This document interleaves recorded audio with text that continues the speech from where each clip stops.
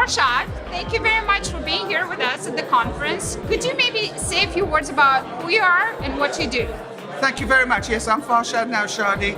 I was an early investor in Google, and I'm one of the major investors in one of the largest banks in the Middle East. And I really helped to develop their technology and innovation to become one of the leading banks. And I'm also doing a lot of mentoring program in London for level 39, which is one of the largest FinTech accelerator programs.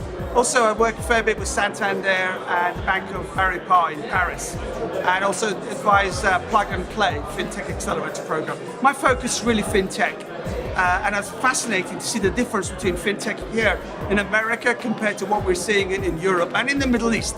In many ways, I think the Middle East is falling behind, but in some ways, I see Europe really leading the way.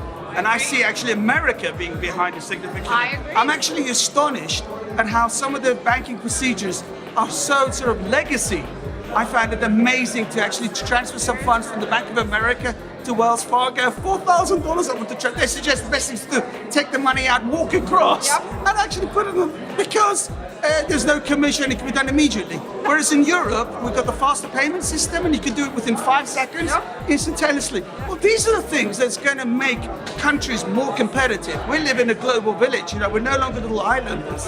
I do feel sorry at the slow rate at maybe some of the regulations in this country, and hopefully it's going to accelerate. Because the world is accelerating and really move quickly.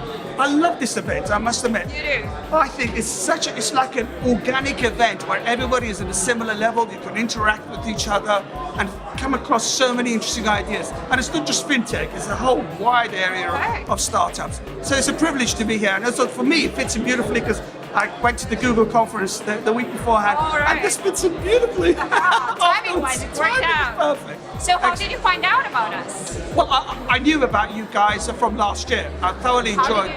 And last year? And once again, it fitted beautifully with the Google event. Oh, okay. However, now, I would say it's worthwhile, even forgetting about the Google event, actually coming to this conference on its own.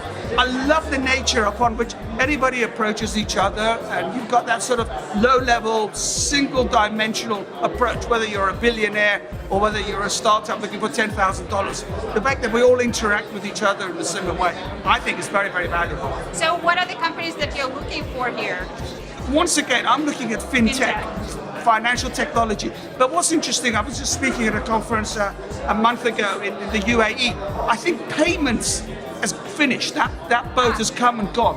What I'm looking for is added value. Added value that build upon some great convenience and add fantastic service to the customer. So if you're just saying, I'm yet another company that's going to provide mobile payment, that's finished. But if I'm going to do something even special with the payments that are over there, then that is, I think, where the future. And the two areas is blockchain and artificial intelligence.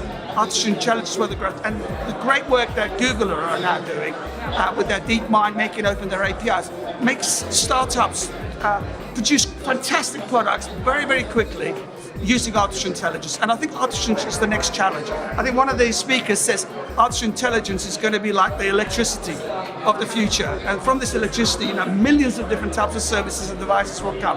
And that is the foundation, I think, that I'm looking at investing in. Did you find any startups here that are in the field? Yeah, I love Persona, which is the virtual assistant.